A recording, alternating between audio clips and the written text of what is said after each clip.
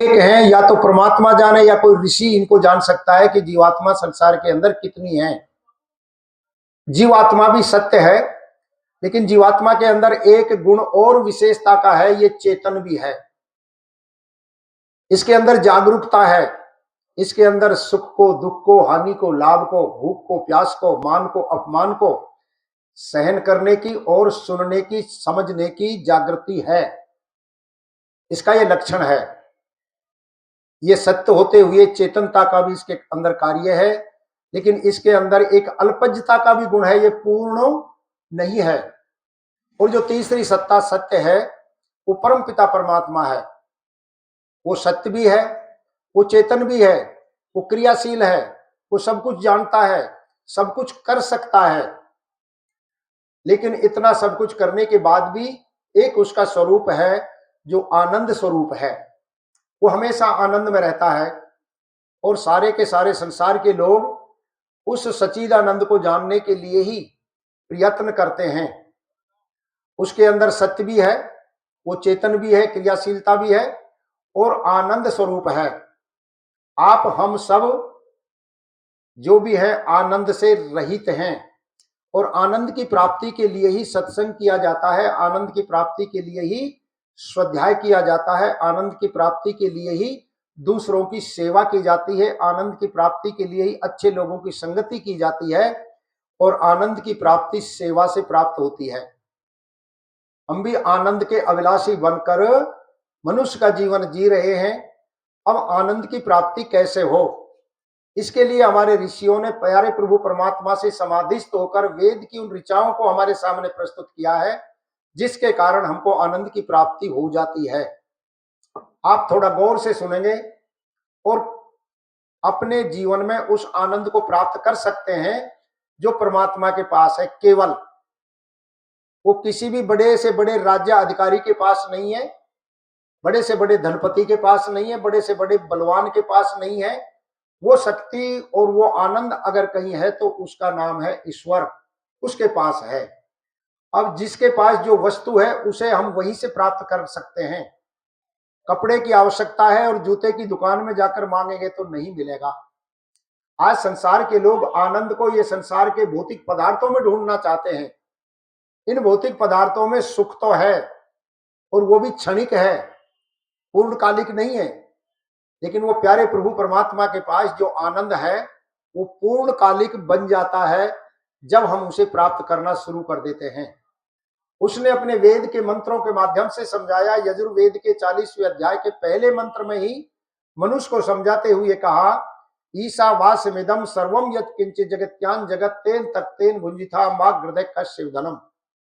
हे मेरे अमृत पुत्रों, आपको ये सारा संसार मैंने बनाकर दिया है, आपका नहीं है, आपके लिए है। ये साधन के रूप में ये सारा संसार हमने आपको बनाकर मैंने आपको दिया है। इस संसार का आपको भोग करना है, लेकिन शर्त लगा दी, पुरुषार्थ पूर्वक संसार के पदार्थों को प्राप्त करना है और त्याग पूर्वक भोग करना है, तो आनंद की प्राप्ति होने लग जाएगी। अब आप एक छोटा सा उदाहरण करके देखना अपने जीवन में। अब गर्मी आ चुकी है, गर्मी के दिनों में पेड़ों के नीचे परेंडे लगाते हैं पक्षियों को पानी पिलाने के लिए, पक्षियों को चुगा डालते हैं। अक्सर ये माताएं करती हैं उस काम को। चुगा डालने के बाद में पक्षी आते हैं, चिड़िया आती है, कबूतर आता है, अनेक जो पशु और पक्षी आते हैं वो उस चुगे को चुगते हैं और चुगने के बाद में जो आपने परेंडा लगाया है उसमें पानी पीते हैं और छोटी चिड़िया बड़ी चिड़िया उसमें स्नान भी करती हैं। जो डालने वाला एकाग्रचित होकर उसको देखता है तब वो सब कुछ भूल जाता है कि मेरे घर के ऊपर क्या काम है, मेरा कौन सा काम उजड़ रहा है, मुझे कहाँ जाना है। वो सब कुछ भूलकर उस चिड़िया को, उस पक्षी को दाना चुगते हुए देखता है और जब वो पानी पीकर उस सुख को प्राप्त करता है तो उस पानी को भरने वाले को, चुगा डालने वाले को आनंद की प्राप्ति होती है। सुख तो चिड़िया को हुआ जिसने पानी पिया और दाना चुगा, क्योंकि वो संसार के पदार्थों में सुख है, लेकिन जिसने उसका त्याग किया उसको आनंद की प्राप्ति होती है। बात समझ में आई कि जो व्यक्ति पुरुषार्थ करके संसार के पदार्थों को प्राप्त करता है और दूसरे जीवों को सुख देने के लिए उनका त्याग करता है, निश्चित रूप से वो परमात्मा उसके आनंद की वर्षा करता है। आनंद के लुटे खजाने सत्संग के दरबार में। ये जो सत्संग है, इसमें एकाग्रचित होकर जो व्यक्ति सुनता है वो सब कुछ भूल जाता है कि मैंने किससे आज क्या लिया और क्या दिया, मुझे कल क्या काम करना है क्या नहीं करना है, सब कुछ भूल जाता है। लेकिन शर्त है एकाग्रचित होकर सुनने की। आप हम सब बड़े सौभाग्यशाली होते हैं उस समय जब हम सुनाते हैं और आप श्रोताओं के रूप में सत्संग सुनते हैं, एकाग्रचित होकर सत्संग सुनते हैं। सत्संग का लाभ तभी मिलता है जब उसको अपने जीवन में हम श्रोता बनकर सुने। एक छोटी सी कहानी में अक्सर कहा करता हूं, एक राजा के दरबार में नियम था, प्रति रविवार को एक बाजार लगता था। जो लोग सामान बेचने आते थे, जो बचा हुआ सामान होता था, राजा उसका उचित मूल्य देकर और उसको ले लेता था और उसकी कीमत उसको देकर फ्री करता था। एक प्रतिमाकार जिसने 3 प्रतिमाएं बनाई, सुबह से लेकर शाम तक हल्ला मचा मचा कर गला फाड़ फाड़ कर बेचना चाहता था, एक भी प्रतिमा नहीं बिकी। शाम को राजा की दरबार में चले और मंत्री को साथ लेकर उससे पूछा कि आपकी इन प्रतिमाओं की कीमत क्या है। तो सज्जनों, भद्र पुरुषों, गौर से सुनना, वो बताता है कि ये पहली प्रतिमा है, इसकी कीमत 500 रुपए है। जो इसके बीच में प्रतिमा है इसकी कीमत 1000 रुपए है और जो तीसरी प्रतिमा है इसकी 1500 रुपए है। राजा और मंत्री ने गौर से देखा, प्रतिमाएं बराबर की हैं, रंग रोगन भी एक जैसा है, लंबाई चौड़ाई भी एक जैसी है, फिर कीमत में अंतर क्यों है। तो प्रतिमाकार कहता है कि ये जो पहली प्रतिमा है इसके दोनों कानों में छेद है, ये इधर से सुनती है और इधर को निकाल देती है। संसार के अंदर आज ऐसे ही व्यक्ति हैं जो इधर से सुनते हैं और इधर निकाल देते हैं, अपना पूरा जीवन खाने पीने में मौज मस्ती में ही निकाल देते हैं। ये जो बीच की प्रतिमा है इसके भी दोनों कानों में छेद है, लेकिन आर पार नहीं है, ये कानों का छेद यहां तक आता है। ये प्रतिमा सोचती है, संकेत देती है लोगों को प्रेरणा देने के लिए कि मैं सत्संग में जाऊंगा, अच्छी बातों को सुनूंगा और मैं सुबह जो सत्संग में नहीं आए हैं उनको सुनाऊंगा। इसका उद्देश्य यही है। संसार के अंदर कुछ लोग ऐसे ही हैं जो कि मैं कुछ कमाऊंगा और जो कमाकर अपना जीवन यापन ही करूंगा। तीसरी जो प्रतिमा है इसके भी दोनों कानों में छेद है, लेकिन आर पार नहीं है वो भी, और वो यहां तक भी नहीं है, वो हृदय तक है।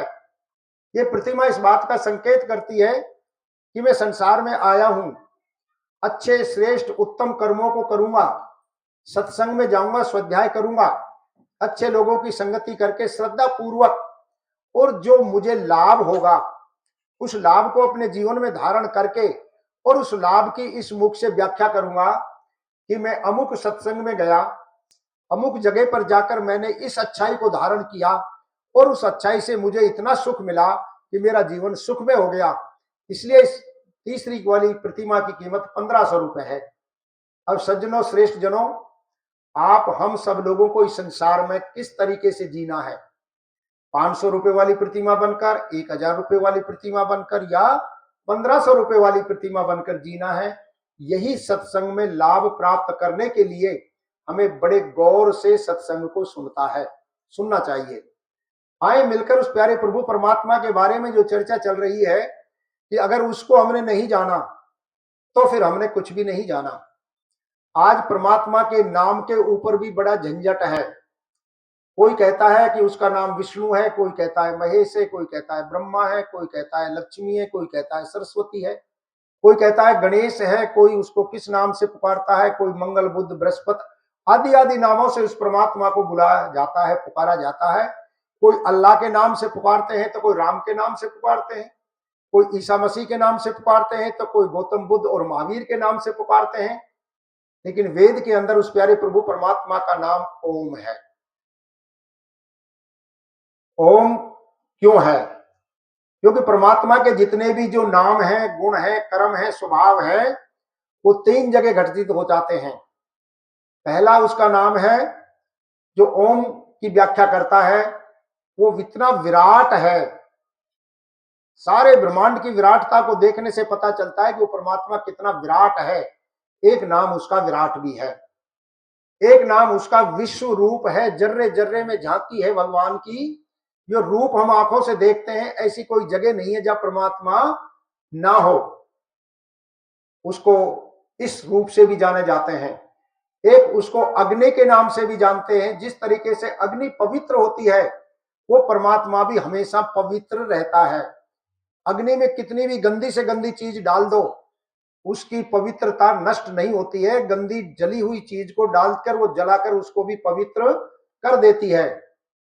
आप यहाँ सोनी परिवार से हैं, जब सोने के ऊपर कोई मैल चढ़ जाता है तो अग्नि में तपाकर उसको उन्हें शुद्ध कर देते हैं।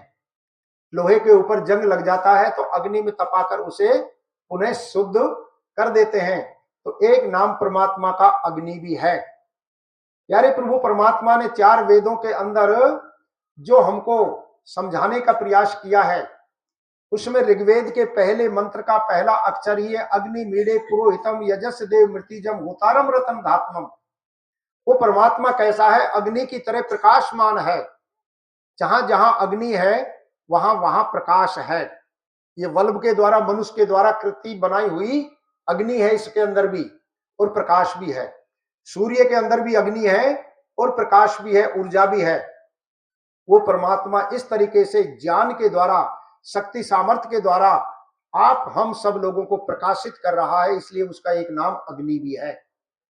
वो परमात्मा हिरण्यगर्भ है, वायु और तेजस के नाम से भी जाना जाता है। सारे संसार को उसने अपने गर्भ में धारण कर रखा है। वो इतना चमकीला है, इतना बड़ा है, इतना विशाल है, इतना महान है। वायु की तरह सारे संसार को गति कर रहा है।